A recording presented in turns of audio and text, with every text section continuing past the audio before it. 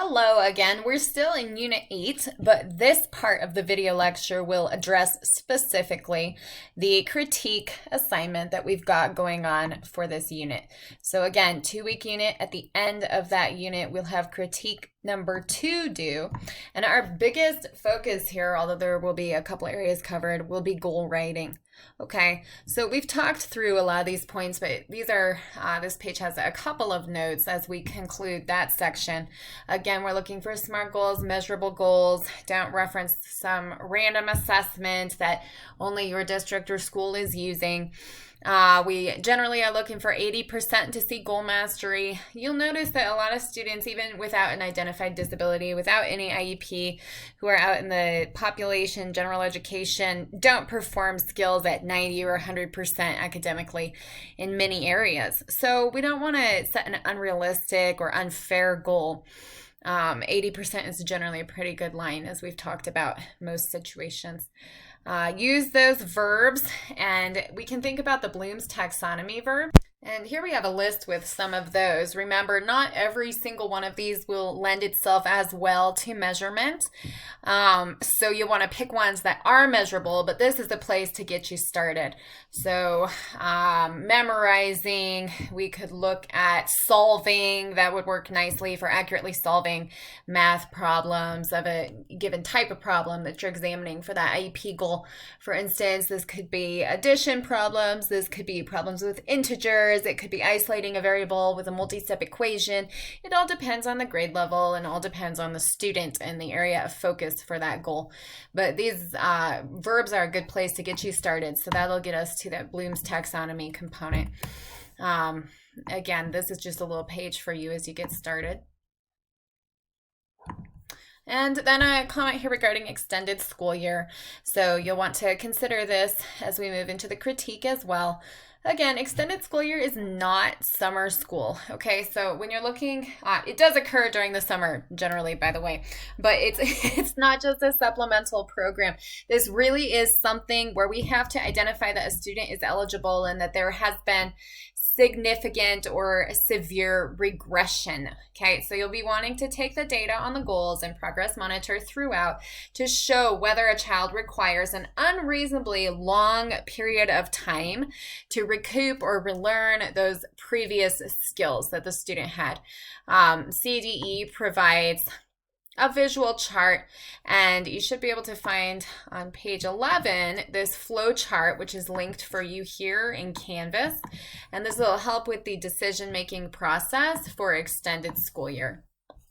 So we do want to collect data from a variety of sources, looking for that significant regression and the predictive factors that can contribute to that extended school year eligibility. These could be the specific areas that we're reviewing to ensure that the child will be eligible for extended school year. And this part is just for your information, but this is something that we're looking at for predictive factors. This is a document provided by the CDE, so you can just go to Google and type in CDE predictive factors, ESY, and you'll be able to find this document. It'll also be linked in Canvas. So we're looking at rate of progress, whether there are behavioral factors and the child's learning in the regular school year could be significantly jeopardized. The BIP could be a part of your evidence for this.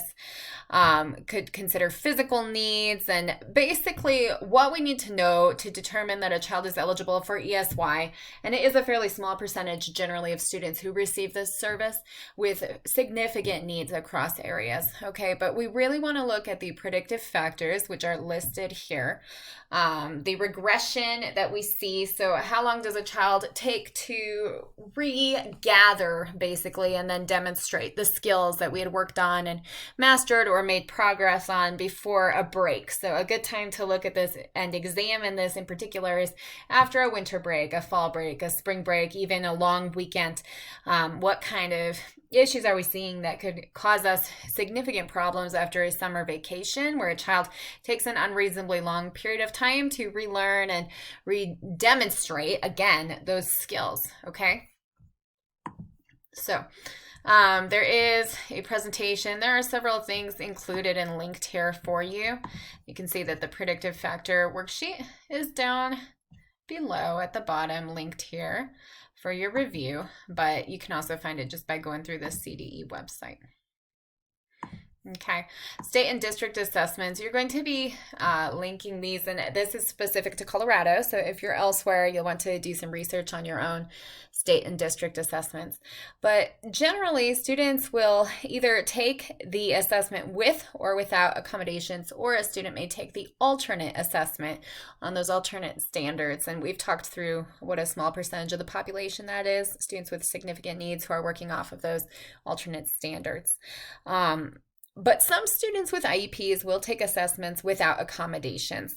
I would say generally you'll see students receiving accommodations. For instance, if in the child's IEP we have extended time, 1.5 times on assignments for core subjects and electives, for instance, that might be an accommodation you often see, then the child would receive that extended time if the child is using that extended time regularly in the school setting. And it's valuable for both general education teachers and case managers to take data regarding the use of the accommodation and how frequently the student is needing it, because that'll build a good body of evidence for eligibility for extended time accommodation on a state or district assessment. So an example of a time when a student might take state or district assessments without an accommodation could be a student who does not have extended time, does not have small group or alternate setting testing, does not have frequent movement breaks as an accommodation, does not have an accommodation for oral presentation, and none of these accommodations for the student are actually crossing into that state district assessment component.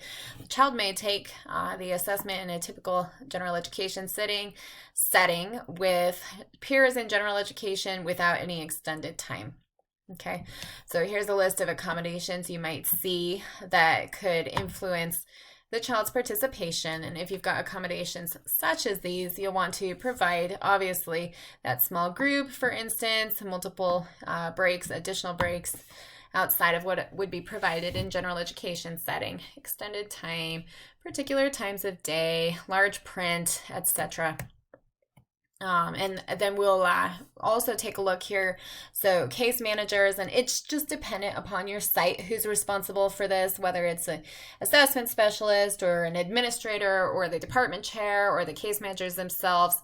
You got to work through consent for accommodation with families. And so if you're in a role right now where standardized testing will be applicable, or if you get into one in the future, you'll just want to have very close communication with whoever in leadership in your building is responsible for the assessment coordination, and start out early in the year investigating this, because the worst thing that can happen is to get into a crunch where you're finding out you're responsible for more of the paperwork than you realize. You're trying to get accommodations approved. You might be struggling to get a parent or guardian signature. None of us wants to be in that situation. So look ahead.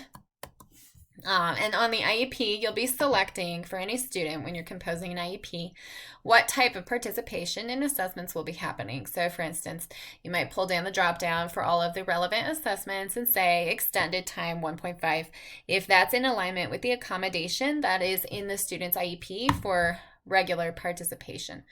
So if a student's not using an accommodation or it's not in the list, then we would not be adding it for standardized testing either. Here we are for critique number 2, okay? So we've got a presentation, and this is a reminder for you on SMART goals. We've talked through them already, but this is a Prezi slide presentation for you. If you want to look through that acronym a bit more in depth, there's a document linked for you here and another article. So a couple reminders regarding the transport for the IEP, being able to pass it along. We've talked through all of this, but here is the critique to organizer. Okay, so this critique, it looks pretty brief in that there are only 2 pages for this document.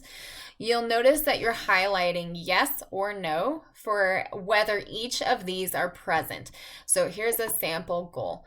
When given 2 items or tasks, Nathan will choose by reaching for the object or picture he wants 4 out of 5 attempts when measured by bi-weekly teacher observations. So you're going through and you're just going to edit this document and say, okay, first I'll get rid of this highlight so that we can do it together. So is the antecedent present? Yes or no? So you want to complete this sample goal and then start out here below. Go off of what we've learned in this unit. We've talked through this in the video lecture, and it's provided to you throughout the Canvas unit. Okay, so if we identify that the antecedent is present when given two items or tasks, we'll highlight this. So you can just drop down, choose whatever color works for you. Okay, is the student's name in here? Yes, we know the student's name is Nathan.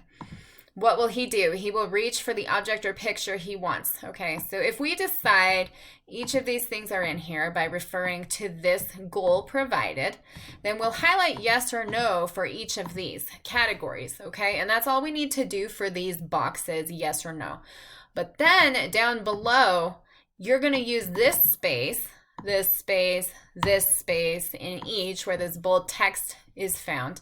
And you're going to be writing an improved goal if necessary in the space to the right. So I will give you the hint, this is a critique, right? So a lot of these goals will need improvement.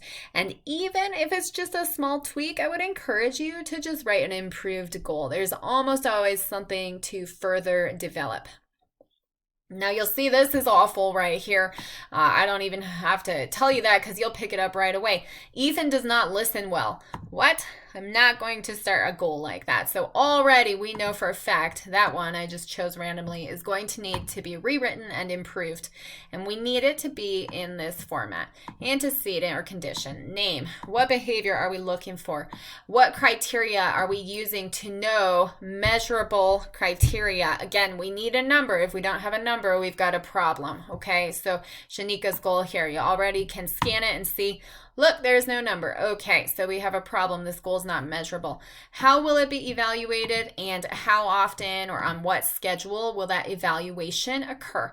So if not all of these are a strong yes, we need to rewrite the goal with all of these included. So if you're not sure where to start, remember, start with that antecedent. What is being provided as a setting or situation to the child, and then name the student's name and what behavior we're looking for. Okay, so it looks quite straightforward. Like I said, it is pretty straightforward, but just get the most out of this by writing improved goals with any adjustments you might identify, even if they're small. Okay, and as always, if you got questions, get in touch. But this is our area of focus, and if you want to look ahead to that case study IEP, you are more than welcome. Have a great week.